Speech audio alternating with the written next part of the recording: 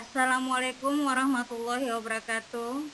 Selamat pagi anak-anak ibu semuanya. Bagaimana kabar kalian pada pagi hari ini? Ibu berdoa semoga kita senantiasa dalam keadaan sehat-sehat selalu. Apakah kalian sudah siap untuk mengikuti pelajaran IPS pada pagi hari ini? Siapkan buku tulis kalian, buku paket kalian, atau hal-hal apa saja yang perlu dalam kegiatan belajar mengajar kita pada pagi hari ini. Ibu harap kalian tetap menjaga kesehatan kalian dengan mandi secara teratur, makan secara teratur, sering mencuci tangan menggunakan sabun, dan menggunakan masker apabila kalian keluar rumah. Yang jelas, kalian harus tetap mengikuti protokol kesehatan agar kita bisa bebas dari berbagai penyakit yang sedang mewabah pada saat ini.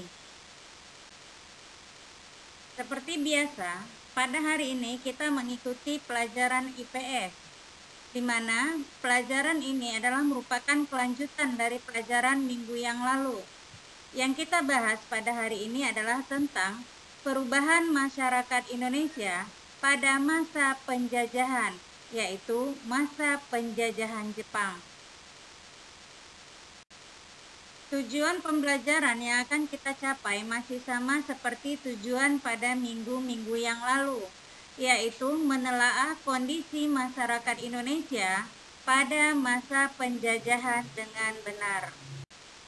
Adapun indikator yang akan kita capai pada pembelajaran kita pada pagi hari ini adalah mendeskripsikan berbagai perubahan pada masa penjajahan Jepang, yaitu 1. Perubahan dalam aspek geografi, 2. Perubahan dalam aspek ekonomi, 3. Perubahan dalam aspek pendidikan, 4. Perubahan dalam aspek politik, dan 5. Perubahan dalam aspek budaya. Baiklah anak-anak ibu sekalian, mari kita bahas satu persatu dari indikator yang akan kita capai. 1. Perubahan dalam aspek geografi. Eksploitasi kekayaan alam menjadi ciri penting pada masa pendudukan Jepang, di mana Jepang menggerakkan tanaman rakyat seperti tanaman jarak yang dikembangkan sebagai bahan produksi minyak yang dibutuhkan sebagai mesin perang dalam Perang Dunia Kedua. Misi untuk memenangkan Perang Dunia Kedua mendorong Jepang menjadikan Indonesia sebagai salah satu basisnya menghadapi tentara sekutu. Migrasi terjadi terutama untuk mendukung perang Jepang menghadapi sekutu. Banyak rakyat Indonesia membantu pasukan Jepang di beberapa negara Asia Tenggara. Sebagian dari mereka tidak kembali atau tidak diketahui nasibnya, walaupun Perang Dunia Kedua telah usai. 2. Perubahan dalam aspek ekonomi. Sistem ekonomi Perang Jepang membawa kemunduran dalam bidang perekonomian Indonesia. Putusnya hubungan dengan perdagangan dunia ini mempersempit kegiatan perekonomian di Indonesia. Perkebunan tanaman ekspor diganti dengan lahan pertanian untuk kebutuhan sehari-hari.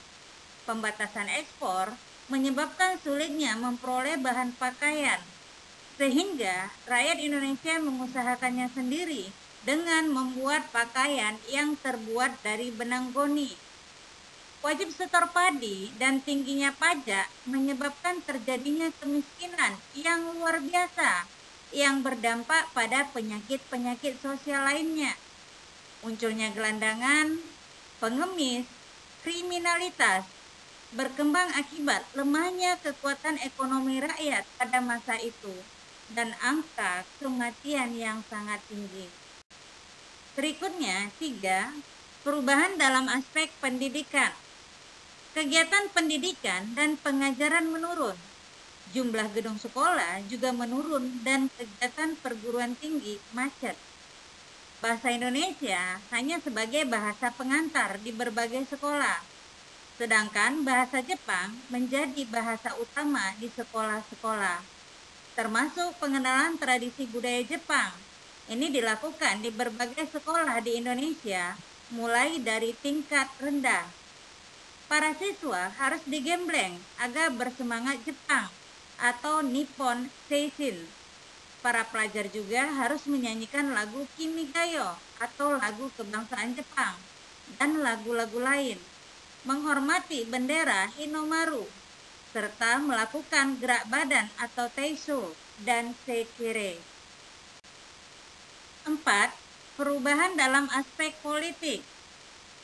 Dengan alasan untuk membebaskan bangsa Indonesia dari penjajahan Belanda, Jepang melakukan propaganda yang berhasil mempengaruhi dan mendapat simpati dari rakyat. Jepang melarang dan membubarkan semua organisasi pergerakan politik yang pernah ada di masa kolonial Belanda, kecuali MIAI, karena dianggap dan dikenal sebagai organisasi anti budaya barat atau Belanda. Dan Kempete selalu memata-matai gerak-gerik organisasi pergerakan nasional, sehingga muncul gerakan-gerakan bawah tanah.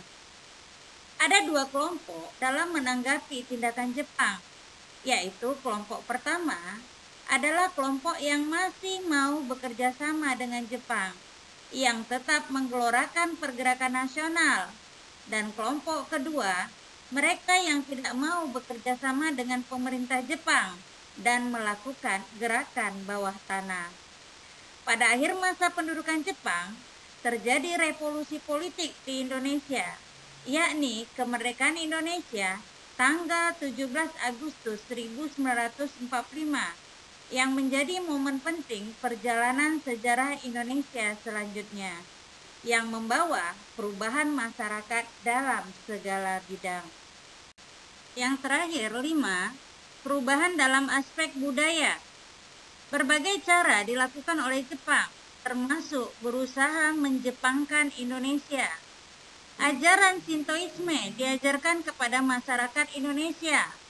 Kebiasaan menghormat matahari dan menyanyikan lagu Kimigayo merupakan salah satu pengaruh dari masa pendudukan Jepang, sehingga banyak menimbulkan perlawanan di berbagai daerah.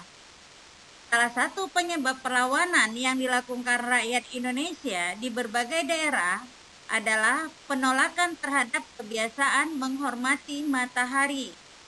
Perkembangan bahasa Indonesia juga mengalami kemajuan, di mana pada tanggal 20 Oktober 1943 didirikan Komisi Penyempurnaan Bahasa Indonesia yang bertugas menentukan istilah-istilah modern dan menyusun tata bahasa normatif, serta menentukan kata-kata yang umum bagi bahasa Indonesia.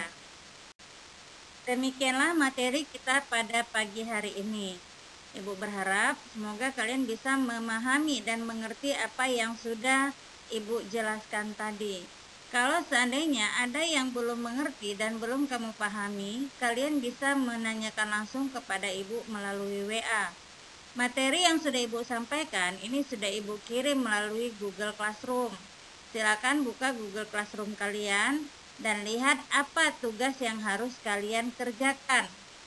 Usahakan mengerjakan tugas sesuai dengan petunjuk tugas dan waktu pengumpulannya sesuai dengan apa yang sudah ditetapkan. Ibu mengucapkan terima kasih banyak atas perhatian kalian pada pelajaran kita pada pagi hari ini. Dan Ibu berharap kalian tetap semangat dalam mengerjakan segala tugas-tugas yang diberikan oleh guru. Akhir kata, Ibu ucapkan Assalamualaikum warahmatullahi wabarakatuh dan selamat pagi. Tetap semangat ya anak-anak Ibu.